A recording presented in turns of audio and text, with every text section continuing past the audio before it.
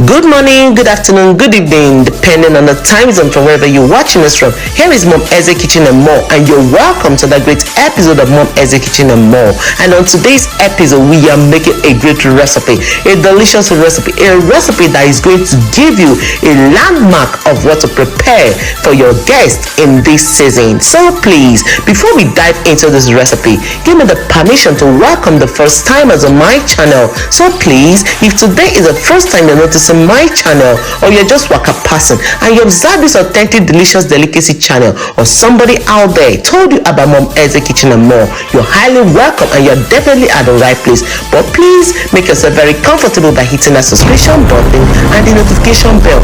That is that bell by the subscription button. Remember to notify for all, so that you'll be the first to be alerted as I upload new videos. For my old and returning subscribers, thanks for always coming to watch and also subscribe to my channel. Thanks for always sharing me out as well. I don't take any of this for granted. And my fellow content creators, I do appreciate you all out there. God bless you all. So people, today we are making a delicious recipe.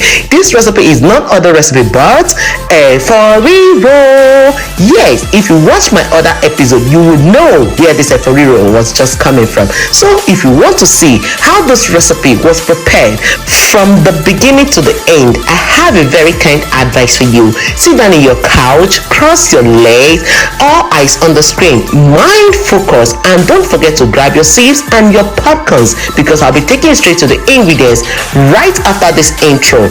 Don't touch the dial.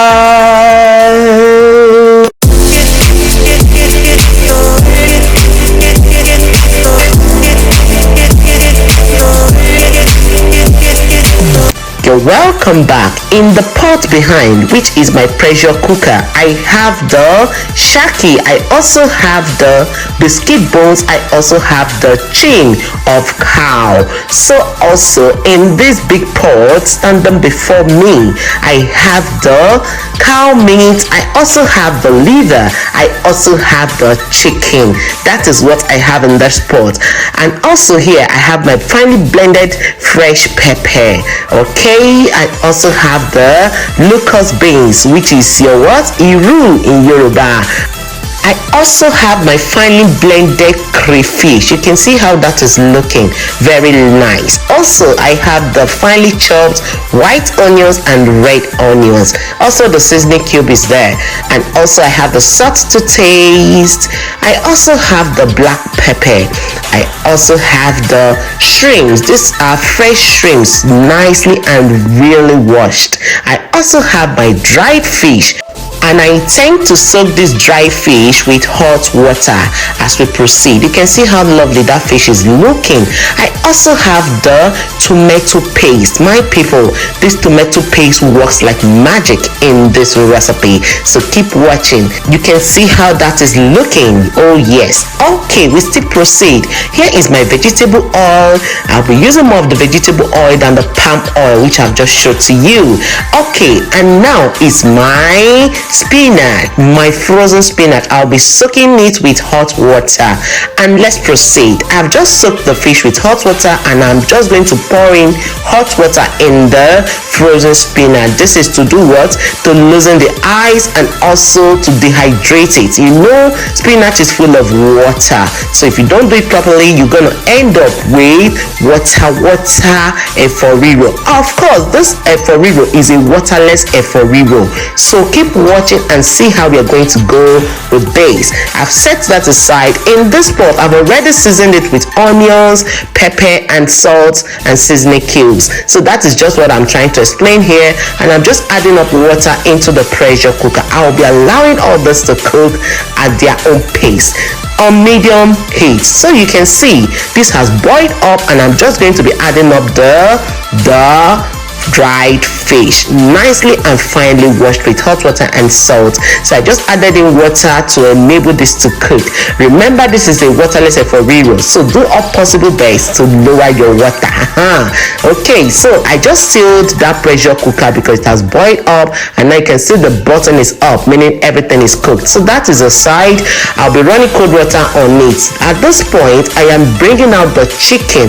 Remember, chicken cooks faster, and I took that out out before, then I came back and I'm now taking out the liver and the beef. Everything is now nicely cooked. Of course, I'll be taking out also the water, which is the stock water from the beef and all that was cooked here. I'll be setting that aside as well, and I'll be back. If you have watched to this time, please kindly share me out, and God bless you. I've just added in palm oil into the pot. I'll also be adding in the vegetable oil. Use more of the vegetable oil than the palm oil because I just needed that little taste of palm oil in this recipe. And now I am adding in the shrimps.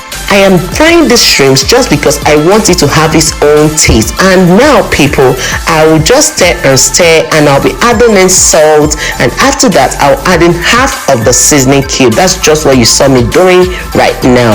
So also I'll be doing this just for 5 minutes on medium low heat. It is ready, and I'm taking that out, as you can rightly see. Okay, so let's proceed. You can see the onions jumping into the pot. Now we're about to do what? Fry our stew, and that's why you saw the onions, and I'm just going to stir that and stir that. And next thing on the agenda would be the iru, which is the locust beans. Oh my people, when you add iru in your recipe, if your neighbor does not ring your bell, then something is wrong with your bell. Alright, iru has been added, and now I'm just pouring in the black pepper, and also squeezing in the seasoning cube, and I'm just going to stir that up, and then I will add in my tomato paste. Oh boy, this tomato paste was really outstanding in this recipe because it gave it that outstanding and remarkable look I was looking for. And just stir that out, and now I'll be doing what? I'll be covering the pot and allow the to steam. A tip for you: always use enough oil to fry this recipe to avoid it from burning. I just added in the fresh pepper, and now I'm adding in the water from the boiled proteins, and now also I've just poured in half of the crayfish. You can see how this cooking is going.